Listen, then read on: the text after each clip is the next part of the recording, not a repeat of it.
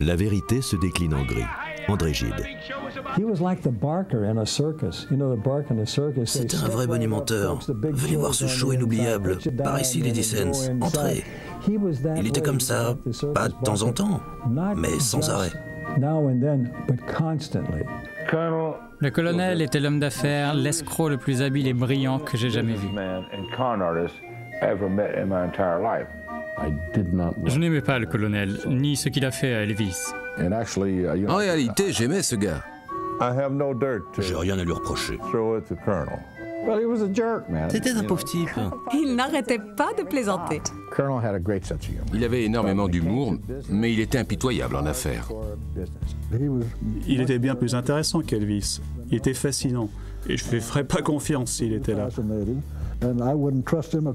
Il avait du style et il savait comment s'en servir. Le colonel profitait juste d'Elvis et se moquait de son rêve. Il fallait le voir pour le comprendre. J'étais là et je sais ce que j'ai vu. Et c'était écrit que ça devait se passer comme ça. Et je serai quelqu'un de bien. C'est tout, mesdames et messieurs.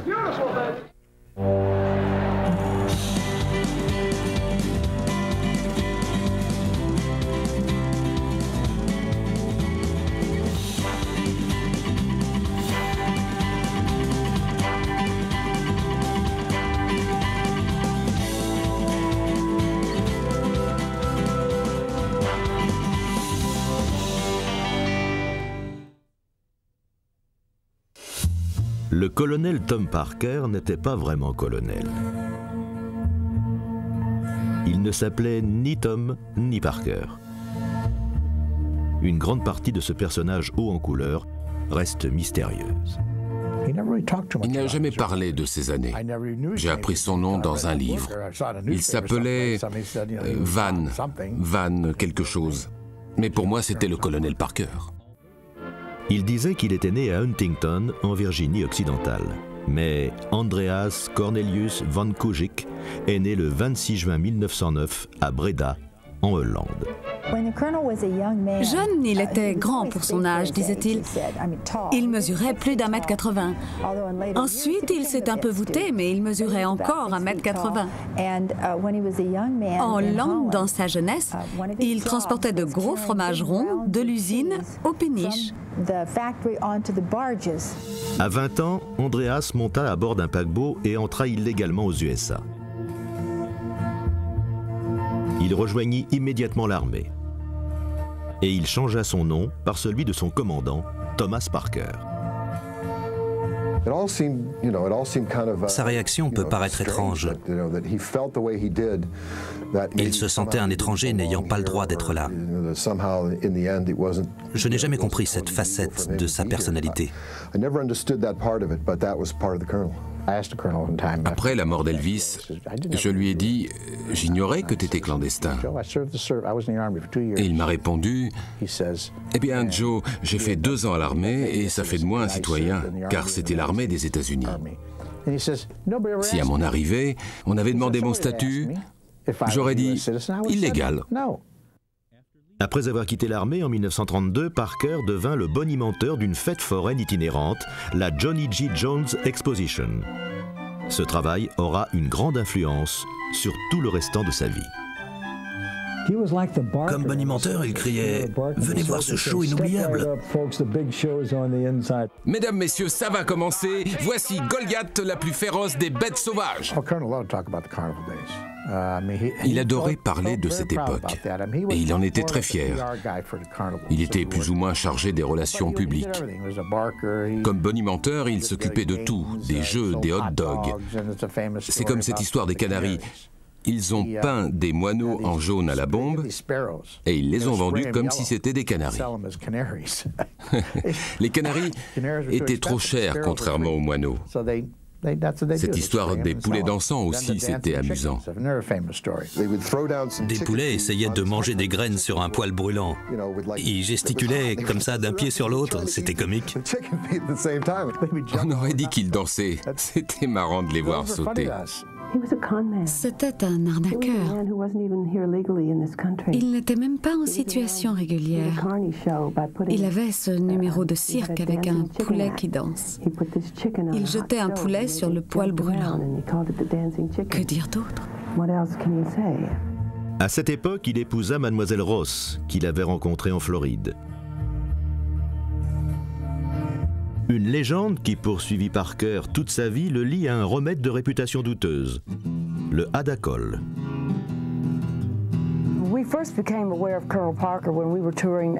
On l'a connu au Texas. Partout on voyait ces grands panneaux « Buvez Hadacol ». Mon oncle, qui était prêtre, a dit à ma mère « Depuis que je bois du Hadacol, je me sens vraiment mieux ». Plus tard, on a appris que le Hadacol contenait de l'alcool. J'ai trouvé ça marrant.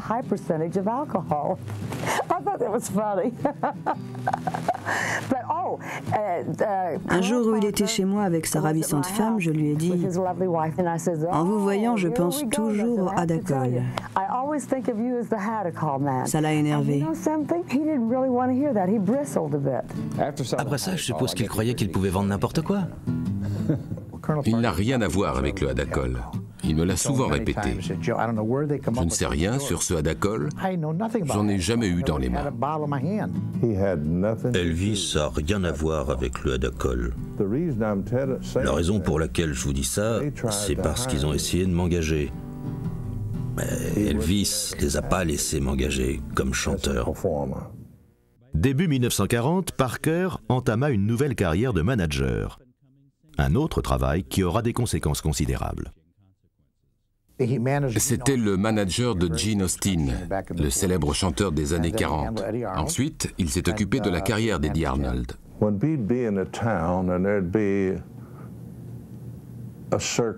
Quand on allait dans une ville et qu'il y avait un cirque ou quoi que ce soit d'autre, il me présentait tout le monde.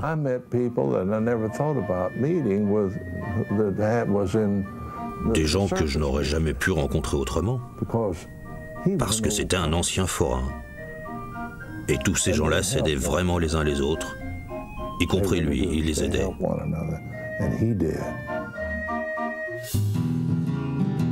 En 1948, le gouverneur de Louisiane lui conféra un titre honorifique.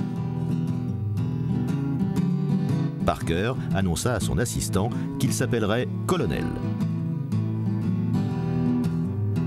En 1953, Eddie Arnold, pour une raison toujours mystérieuse, informa le colonel qu'il se passerait dorénavant de lui. J'ignore pourquoi ils se sont séparés, mais ils sont restés amis. Oui, j'ai fait son panégyrique et je le referai encore. Dans le sud, un jeune chanteur de Tupelo se faisait un nom. Bob Niall, un jeune disque jockey, était son manager. Bob Neal, un jeune disc jockey, était son manager. À l'époque, Neal était le manager d'Elvis. Il travaillait à Memphis. Il incluait Elvis dans ses concerts car il était connu dans le sud. Bob savait qu'Elvis valait mieux, mais il ne savait comment s'y prendre. Et il a compris que le colonel pouvait l'emmener vers la gloire. En 1955, Oscar Davis, l'assistant du colonel, informa son patron qu'Elvis en valait vraiment la peine. Quand Elvis est arrivé, le colonel ne s'occupait de personne. Il organisait plus ou moins des concerts country, comme ceux d'Hank Snow et beaucoup d'autres. Et si je ne m'abuse, quelqu'un, je ne sais plus qui, lui a dit « Je l'ai vu dans un club. Il faut qu'il joue dans un de tes concerts. » Et le colonel a dit « On peut essayer. »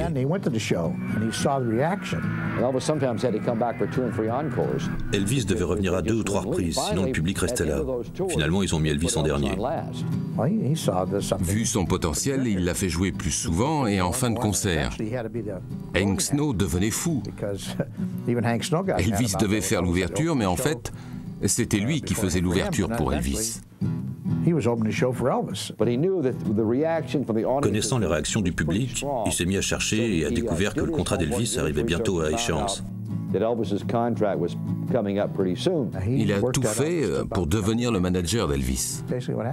Début 1956, le colonel, qui n'était pas encore son manager, parvint à faire passer Elvis sous le label plus prestigieux de RCA et arrangea ses débuts à la télévision nationale.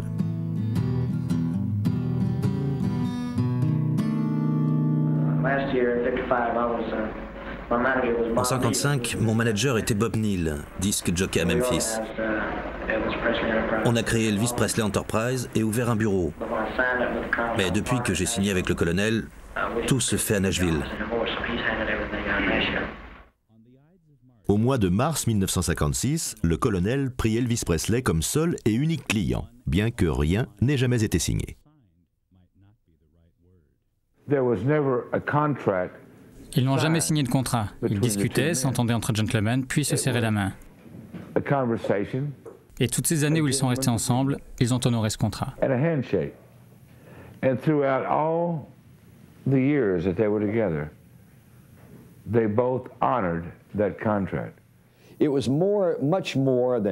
relation allait plus loin que celle de manager et artiste.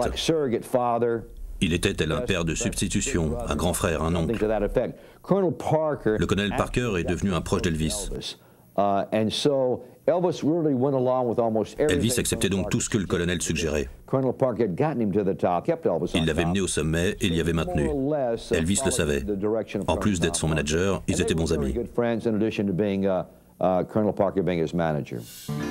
Arrivé au sommet, Parker touchait 25% des gains d'Elvis. Il fit alors en sorte qu'Elvis parte à la conquête d'Hollywood, utilisant sa persuasion pour signer un accord sans précédent. Avant Elvis, les acteurs touchaient simplement un salaire.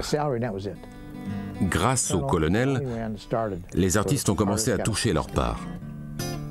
Les managers et agents ont changé leur façon de faire avec les stars. Le colonel était très dur en affaires et il voulait être payé d'avance. Il savait qu'à Hollywood, on ne voit jamais la couleur de son argent. Elvis gagnait $1 million, plus un pourcentage des gains.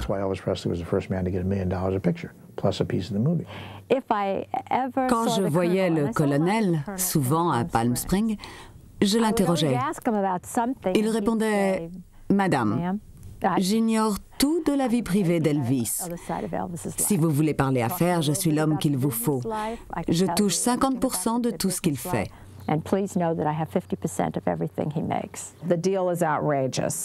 C'était scandaleux. Elvis touchait 50% sur tous ses films. Mais au final, il ne touchait pas vraiment ses 50%, vu l'accord avec le colonel qui, lui, devenait extrêmement riche. Le colonel Parker n'a jamais touché 50% des revenus d'Elvis. Jamais. Il lui proposait toujours des films où on chantait et dansait beaucoup, pour des raisons financières, car il pouvait acquérir les droits ou gagner de l'argent grâce aux tubes. Et le colonel était toujours d'abord intéressé par l'aspect financier.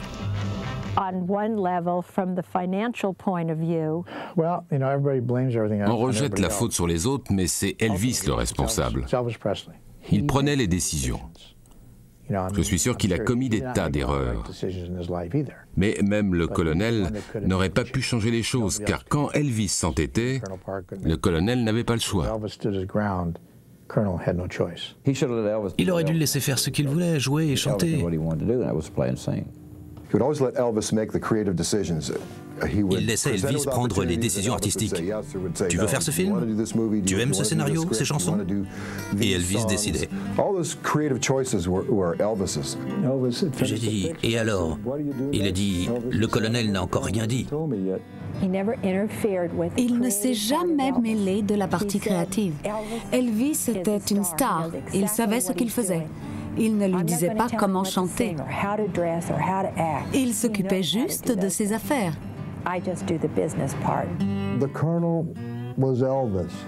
Le colonel était Elvis.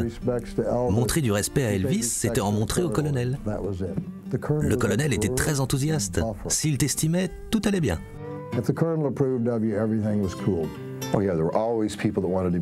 Des gens voulaient rencontrer Elvis. Politiciens, dignitaires. Le colonel répondait toujours simplement « non ». Il s'occupait des choses simples, il avait l'air détaché de tout, mais en fait il était brillant. C'était un des meilleurs escrocs que j'ai jamais rencontrés.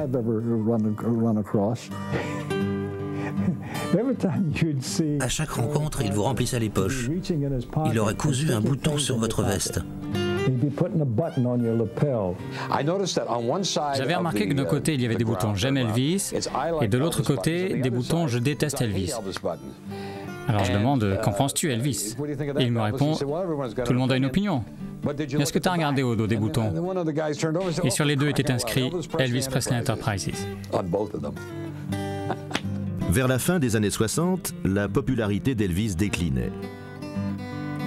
Les grands patrons des studios pensèrent alors refaire un nouveau contrat. Après avoir réfléchi, le colonel marqua son accord. Puisque mon poulain va peut-être disparaître dans peu de temps, je crois que nous devrions doubler le prix de son dernier film. Ça a marché. C'est vous qui avez voulu renégocier, leur a-t-il dit. En quelque sorte, le colonel a obtenu le double de ce qu'Elvis aurait touché avec le contrat normal.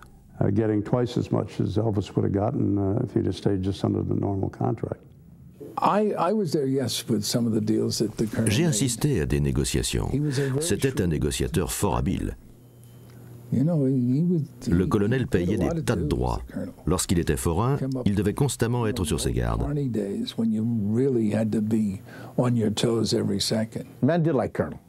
Les gens aimaient sa forte personnalité et son intelligence. Mais il était plutôt froid avec les femmes. Oui, il n'était pas très fréquentable. Je ne m'en faisais pas pour lui parce qu'il était différent du reste des gens d'Hollywood. Il était très réservé.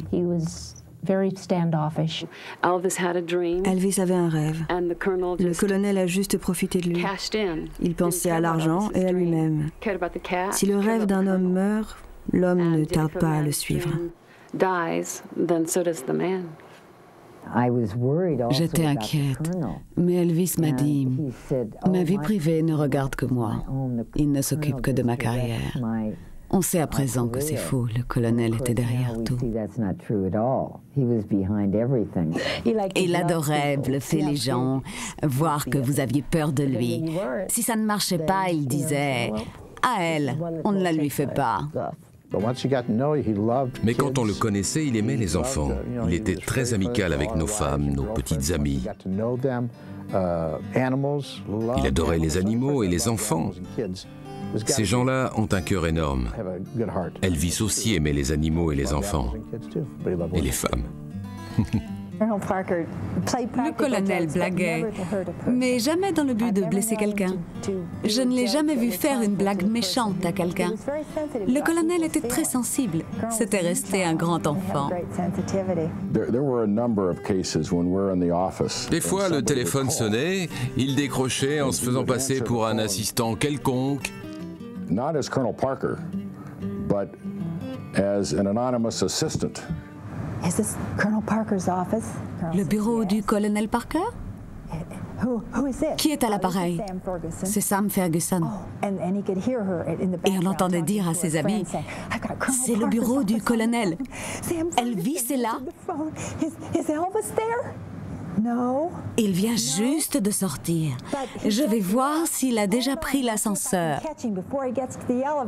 Il déposait le combiné un instant, puis il le reprenait. Oh, désolé, j'ai essayé, mais je l'ai raté. Rappelez plus tard. Le colonel à l'appareil. Colonel, Red Robinson. Ah oui, comment ça va, Red? Tom Moffat m'a dit d'appeler ici. Tu viens juste de le rater. Mais moi, je crois qu'Elvis était là. J'ai enregistré la conversation. Je voudrais parler à Elvis. Vous êtes l'homme de la situation, non? Dommage, il était là il y a 10 minutes. Il vient juste de partir. Ah, bon sang. Il vient juste de sortir. Une des plus belles manifestations de son sens de l'humour était un club assez particulier qu'il avait lui-même fondé. Le colonel présidait un club fictif, le club du bonhomme de neige. Il s'appelait lui-même le grand potentat. Seuls les experts en la matière avaient le droit de devenir membre du club. Knowing how to BS, you became a member of Colonel Parker's Snowman's Club. Le colonel dirigeait la Ligue américaine du bonhomme de neige. Notre slogan était « Qu'il neige, que du baratin ». Alors, il invitait les bonhommes de neige. Il était grand potentat de la Ligue américaine du bonhomme de neige. Au club, on ne l'appelait pas colonel, mais potentat. C'était drôle de voir les nouveaux être excités en recevant leurs livres. Ils lisaient la première partie, les règles de base, puis arrivaient aux pages blanches. Il vous donnait un livre rempli de pages blanches comme promotion. Il vous avait bien lu. Vous comprenez?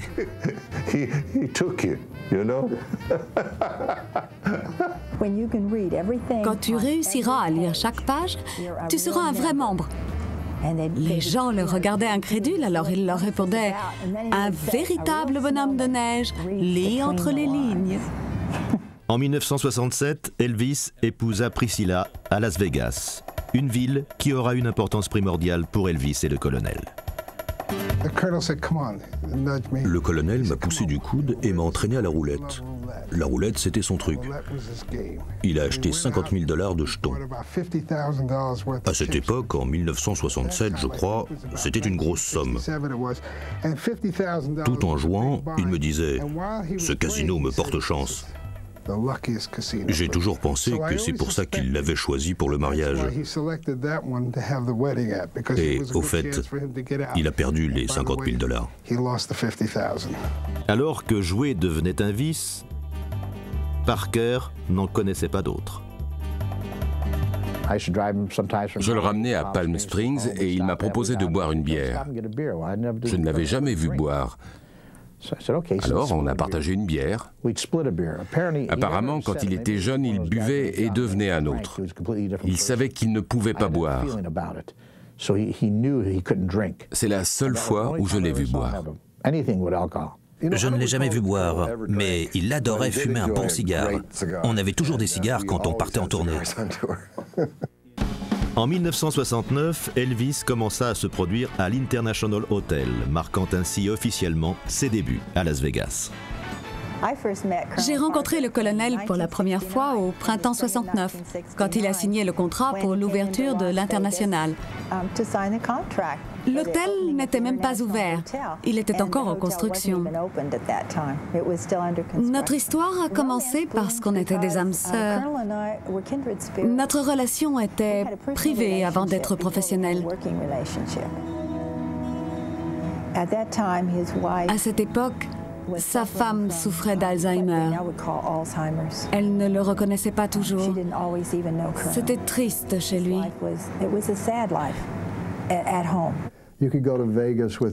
Il allait à Vegas quand Elvis y jouait. Il pouvait rester toute la nuit au casino ou à l'hôtel et ne dormir que 2 heures.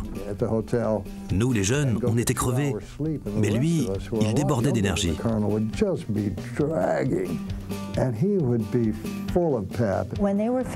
Durant le tournage à l'Hôtel International de That's the Way It Is, les fans de derrière ont avancé et Elvis allait se faire piétiner.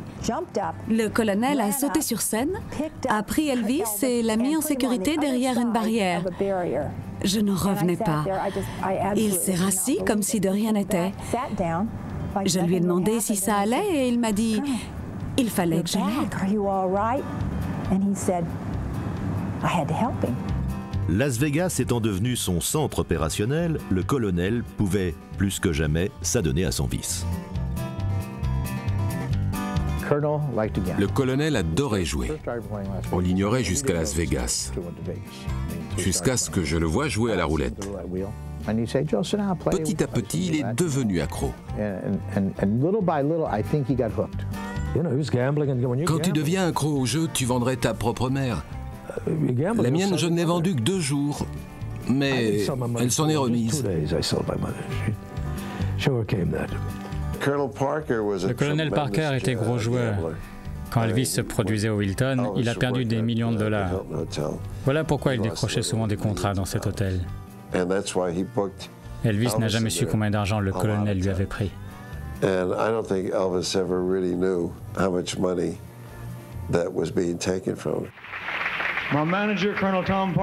Quelqu'un a vu mon manager? Le colonel est là? Non, il est sûrement à la roulette. On ne me la fait pas, moi. Il est sûrement avec Cosby en train de plaisanter et de boire. Derrière l'ironie d'Elvis se cache peut-être une certaine frustration. Au début, Elvis l'aurait suivi en enfer. Puis leur relation s'est détériorée. On allait voir Elvis à Las Vegas et par rancune, il chantait les chansons que le colonel détestait. Et le colonel était au casino en train de miser la paye d'Elvis. Le colonel l'a enfermé dans un carcan. Elvis attendait plus de la vie, mais il n'en avait pas le temps. Je tiens d'Elvis lui-même qu'il voulait se défaire du colonel. Il voulait changer de vie.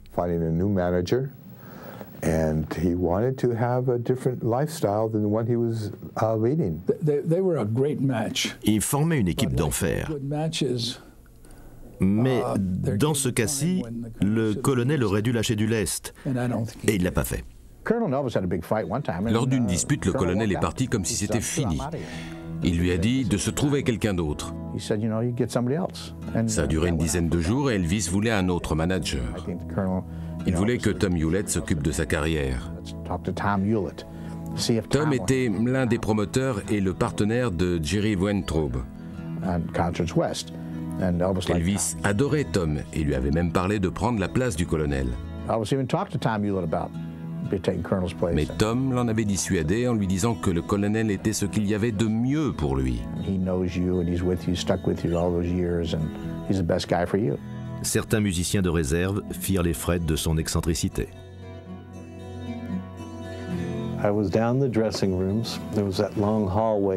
J'étais dans le couloir des loges. Il n'y avait que nous. Nous allions l'un vers l'autre et il est passé à côté de moi sans broncher. Je me suis demandé ce que j'avais pu dire ou faire. Alors j'ai demandé à Red West, enfin je crois.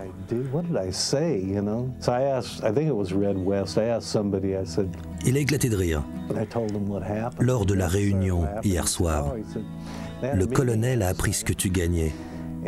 Et il a dit à Elvis, « Fiston, je mettrai des singes sur scène, les gens t'aimeraient encore. » Et d'ailleurs, je crois bien que pendant 5 ans, il m'a jamais parlé.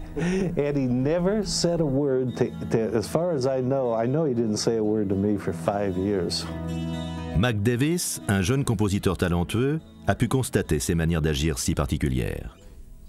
On m'a dit que le colonel voulait me voir, alors j'y suis allé. Il m'a demandé si j'avais écrit cette chanson, et j'ai dit oui. Il m'a demandé mon nom, et j'ai dit Mac Davis. Il voulait me caresser les cheveux. J'en revenais pas. Tout le monde m'a dit de le laisser faire. Il a dit qu'en sachant ça, les gens allaient me prendre pour une star. I did it, and he rubbed my head, and he said, "Now you can tell everybody that Colonel Parker rubbed your head. You're going to be a star." Il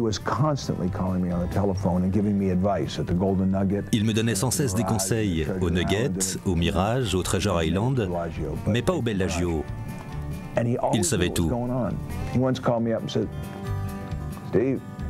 Un jour au téléphone, il m'a dit de prendre un crayon. Je te file toujours de bons tuyaux. Je sais juger la valeur des gens. Je vais te donner un nom et tu vas le noter soigneusement. C'est une fille.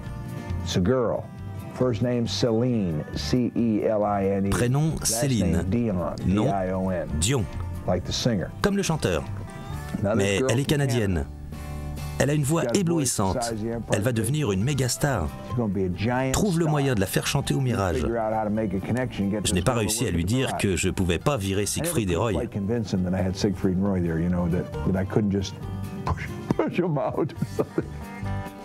En homme d'affaires avisé, Parker comprit l'importance des fans. Qu'allez-vous au fond du siège et mettez-vous à la place du fan. Quelles sont leurs attentes? Quelles sont leurs demandes? C'est ça que vous devez savoir. Très souvent, quand il voyait un fan faire la queue et qu'il estimait que c'était un inconditionnel d'Elvis, il le sortait de la queue et disait au maître d'hôtel « Quelle place va-t-il avoir ?» Alors il répondait « La meilleure, colonel ». Et il attendait pour en être sûr. Il m'a dit, j'ai une idée. On a 500 bâtonnets et pas de fanion. On a toujours ce gros ours en plus, n'est-ce pas? Alors trouve une enseigne en japonais. Elvis devait faire ce voyage au Japon. Les cure-dents géants Elvis Special Pearl Harbor Day. Cure-dents pour ours. Fais affûter tous les bâtonnets et vends-les 25 cents pièces. On les a tous vendus en une journée. J'ignore si c'était politiquement correct, mais c'était marrant.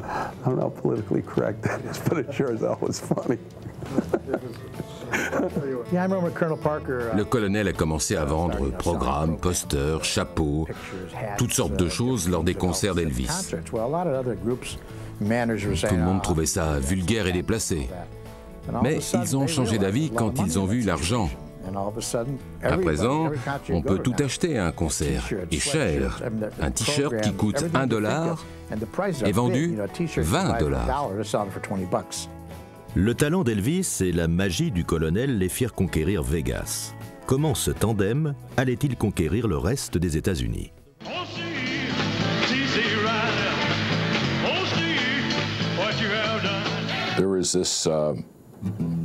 Jerry Weintraub, un manager qui vivait à New York, avait émis le désir de travailler avec Elvis. Ça lui a pris plusieurs années. Il n'a pas arrêté de harceler le colonel.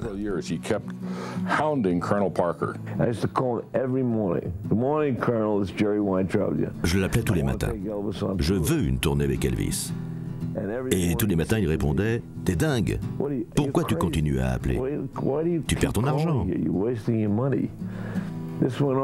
Ça a duré une année. En fin de compte, il m'a dit un matin « Tu veux toujours organiser une tournée avec Elvis? Alors sois à Vegas à 11h avec $1 million et on en parlera. »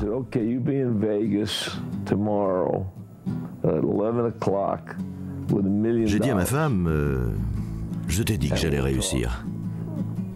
Elle m'a répondu, il y a juste un petit problème. Tu dois $65 000 à la banque. Alors où est-ce que tu vas trouver $1 million?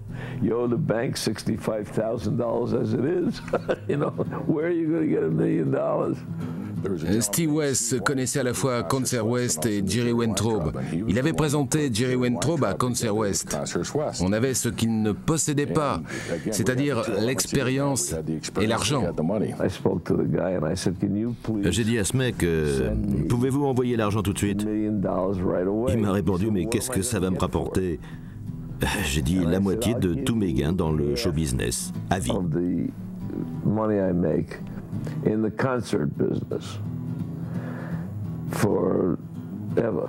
My boss, Lester Smith, and I Mon chef et moi, on est allés à la Banque nationale de Portland et on a utilisé la ligne de crédit pour envoyer l'argent à Vegas.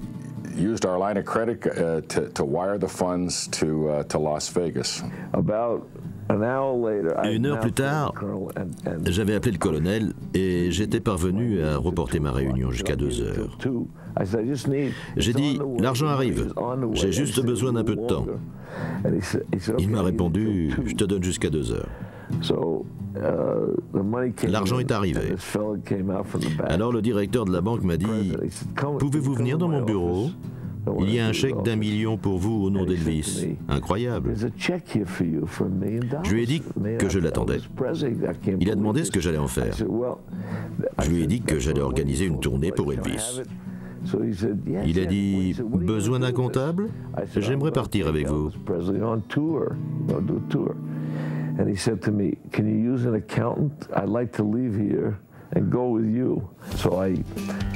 J'ai pris l'argent et je suis allé voir Tom Parker à l'international. Je l'ai trouvé, pas moyen de le rater. Il était assis à une table avec son cigare, sa canne et son chapeau. C'est lui qui avait le plus de jetons.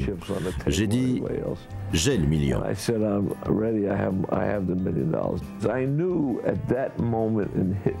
J'ai su à ce moment précis, et j'étais jeune, j'avais une vingtaine d'années, je savais que ma vie n'allait plus jamais être la même. Car j'allais faire des affaires avec la plus grande star qui ait existé. Elvis voulait juste avoir ses fans dans les 20 premières rangées. Et il m'a dit, mets les grosses légumes derrière.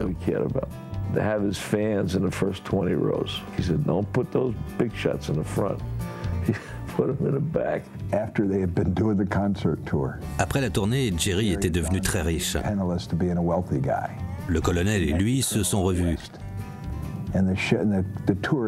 La tournée avait duré 5 ou 6 mois et Jerry avait $1 million en banque. Le colonel est arrivé avec 2 valises. Il les a ouvertes. Elles étaient remplies de billets. Une pour Elvis et moi, l'autre pour toi. Laquelle veux-tu? Jerry a dit qu'on l'avait déjà bien traité lors de la tournée, que normalement il ne touchait rien sur les produits dérivés. Le colonel lui répond, on est associés. Alors Jerry lui dit, choisissez-vous. Le colonel en a désigné une avec sa canne et a refermé l'autre.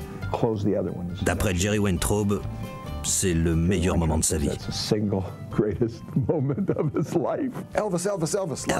Elvis live, Bloomington, Indiana, Elvis live. C'était bizarre, il y allait vraiment fort. Il avait placé des panneaux lumineux partout en ville. Il a vraiment inventé la façon actuelle d'annoncer les concerts, avec de grandes affiches pour que les gens soient au courant. Le colonel n'arrêtait jamais de travailler, de penser.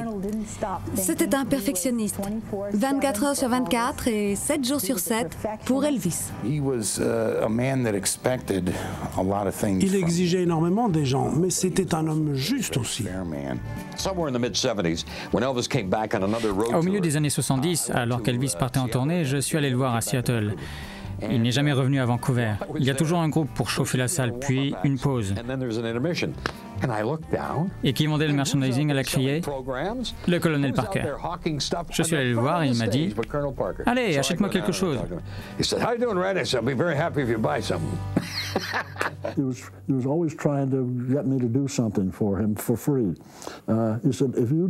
Il voulait toujours que je fasse des trucs pour lui gratuitement. Écris ma bio, tu feras de l'argent, ce sera tout de suite un best-seller. Comment le sais-tu? Parce que je vais mettre de la pub dans le bouquin. Quoi? J'ai déjà vendu le dos à RCA et je vais vendre la couverture à Paramount Pictures. Le livre est déjà payé, donc tout ce qui rentre, c'est du profit.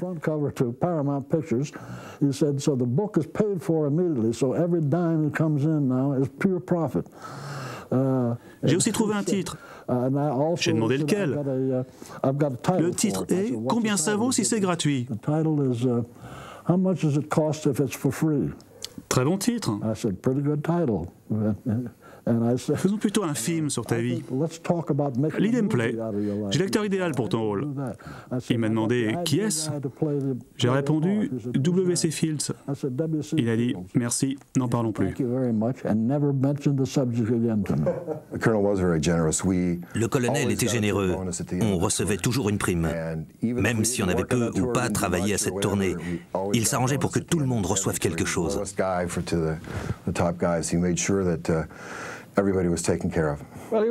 Cet idiot n'a pas laissé Elvis sortir du pays. Il ne pouvait pas aller à l'étranger parce que c'était un clandestin. Voilà pourquoi Elvis ne s'est jamais produit hors des États-Unis.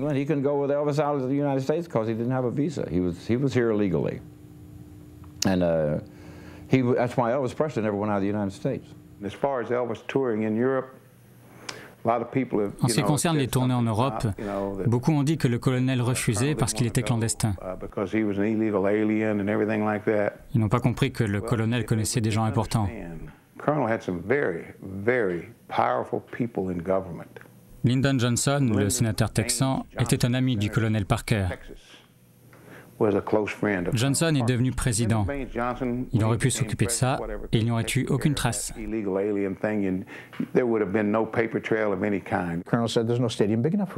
colonel pensait qu'il n'y avait pas de grande salle en Europe.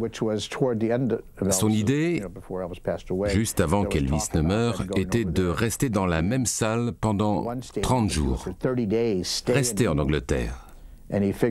Alors les gens seraient venus de toute l'Europe pour voir Elvis, pour voir son concert en Angleterre. Il n'avait pas à l'accompagner puisque Hewlett s'en chargeait. S'il avait voulu rester dans le pays, il les aurait envoyés à sa place. Au début, il se souciait vraiment d'Elvis. Ensuite, Elvis n'était plus que la poule aux œufs d'or. Il fallait être là pour comprendre. C'était une situation unique.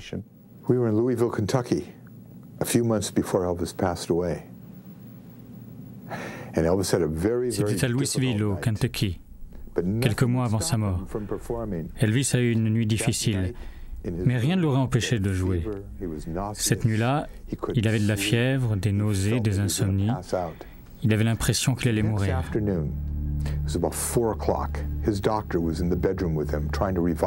À 16 heures le lendemain, le docteur essayait de le ranimer. Il avait pris des somnifères. Je regardais la télévision dans la pièce en face de sa suite. On a frappé. Ça m'a étonné parce que personne ne pouvait monter. Il y avait des tas de policiers pour assurer la sécurité. J'ai regardé par le Judas et j'ai vu que c'était le colonel Parker. C'était inhabituel. Il ne venait jamais voir Elvis. J'ai ouvert la porte et il m'a demandé où se trouvait Elvis. Je lui ai dit qu'il était dans sa chambre et il est entré.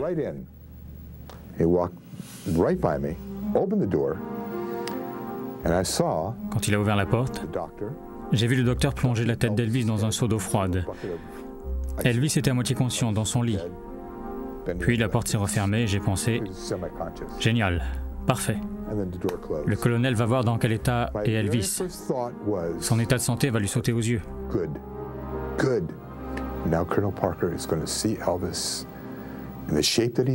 Ces tournées vont s'arrêter enfin. Enfin, environ 1 minute et demie après, le colonel s'est approché de moi. Nous étions face à face et il m'a dit en brandissant sa canne « Écoute-moi bien, la seule chose qui compte, c'est qu'il monte sur scène ce soir. Rien d'autre ne compte. Rien. » Et il est sorti.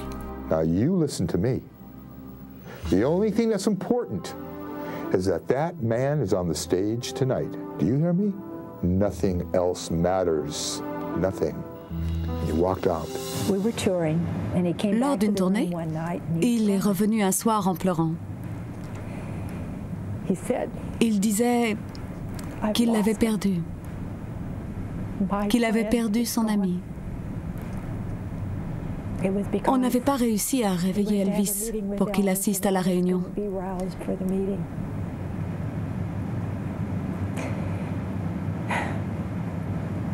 Nous avons tous des faiblesses.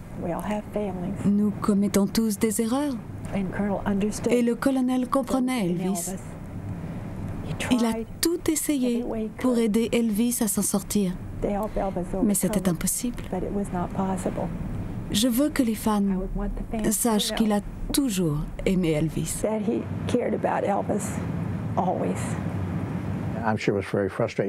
Le colonel devait être frustré de voir ce qui arrivait à Elvis quand il ne se soignait pas. Il se laissait aller. Il a essayé, mais les gens l'ignorent. Il n'en a jamais parlé à personne. Ce qu'il se disait ne regardait qu'eux. Je ne veux pas lancer une controverse sur le colonel, mais je ne l'aimais pas. Je crois qu'il était le prototype du mauvais manager. Je n'aimais pas le colonel et je regrette ce qu'il a fait à Elvis. Le 16 août 1977, le seul client du colonel mourut à l'âge de 42 ans, victime de ses propres excès. Parker fut anéanti par la nouvelle, mais il se reprit les jours et les semaines suivant sa mort. Le monde entier a changé d'avis sur le colonel, comme pour d'autres. Elvis était sa seule et unique star. Il ne s'est occupé d'aucun autre. Des tas de gens sont venus le réclamer et il a refusé. Mais il donnait des conseils à tous ses amis du show business. Il n'était le manager de personne, mais je crois qu'il avait raison. Il parlait d'Elvis comme s'il était toujours vivant. Il fallait qu'on s'occupe d'Elvis, que rien de mal ne lui arrive. Je crois qu'il n'a jamais vraiment parlé de la mort d'Elvis. Je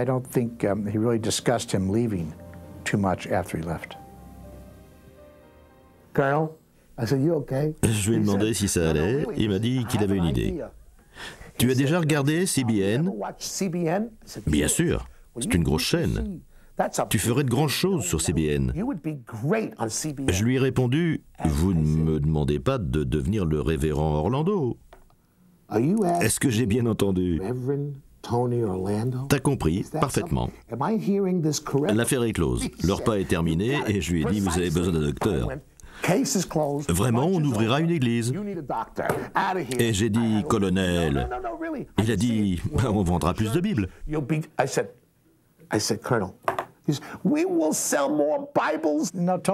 L'histoire de Tony est magnifique. Je le vois bien lui dire ça. Tony est un vrai tribun. Sur scène, il est presque en train de prêcher. Le colonel avait cette idée en tête et il lui a donné un conseil. Mais il ne serait jamais devenu son manager. Jamais. J'ai des tas de bons souvenirs du colonel Parker. Il s'intéressait et se préoccupait de moi, vous savez. C'était quelqu'un qui comptait vraiment pour moi. En fait, j'adorais ce mec.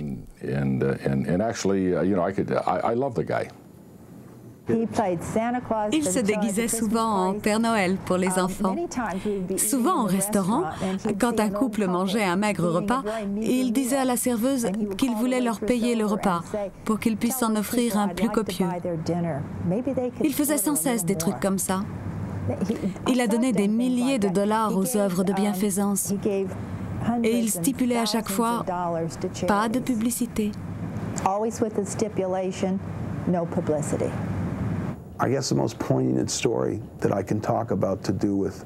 Voici l'histoire la plus poignante et sensible sur le colonel. 2 ans avant sa mort, alors qu'il se déplaçait très mal, il m'a proposé de bonnes places pour le cirque. Et il a descendu les 150 marches pour arriver jusqu'à nos places.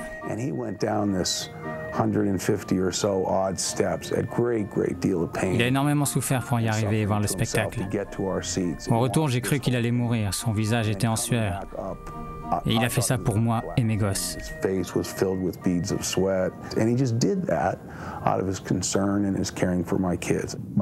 Mon frère est devenu proche du colonel jusqu'à sa mort. Kenny est un de ceux qui ont fait son oraison. Le colonel a souvent eu l'impression d'être incompris. Surtout sur la fin, quand il a vu ce qu'on écrivait sur lui, sur sa relation avec Elvis et sa façon de gérer les affaires d'Elvis. Written about his relationship with Elvis and, you know, the way the business of Elvis was handled. Écoutez, s'il a entendu des ragots et des critiques, il ne m'a jamais rien dit.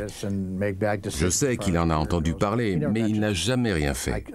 Il laissait faire parce qu'il savait que les gens allaient parler, en bien ou en mal. Il ne fallait pas se laisser abattre. Le colonel était blessé par ce que disaient les tabloïds. À la fin, il venait voir ses amis. Il venait au casino, discutait.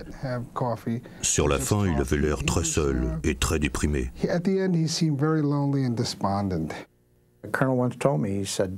Le colonel a dit un jour qu'il était heureux d'avoir vécu si longtemps. Il disait que c'était grâce à sa femme Loan. Elle était sa muse et s'occupait merveilleusement de lui. Il en était heureux. Moi aussi, le colonel me manque. C'était vraiment quelqu'un de bien, de très intelligent. Plein d'égards, il aimait les gens et les gens auraient dû le rencontrer plutôt que de lire ces choses sur lui.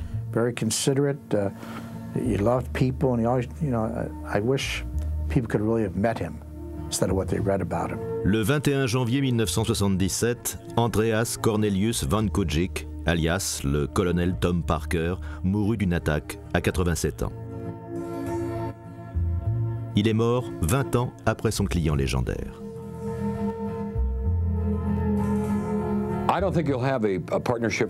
On ne reverra plus une telle association. Le monde a changé. De nos jours, les managers ne durent que 2 semaines.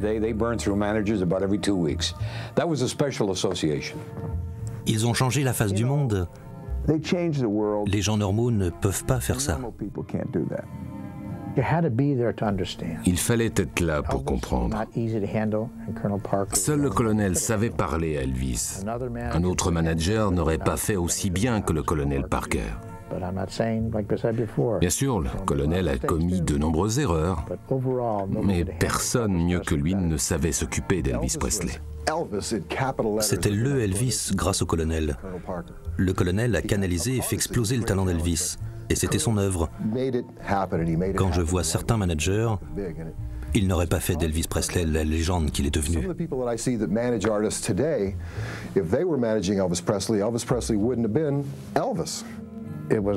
Ils étaient faits l'un pour l'autre, Elvis et le colonel. Et je n'imaginais pas un autre manager pour Elvis. Et je peux vous dire que je serai un mec bien. C'est tout, mesdames et messieurs. Vous voulez en savoir plus sur lui? On pourra en parler davantage, mais une autre fois, quand les caméras seront coupées.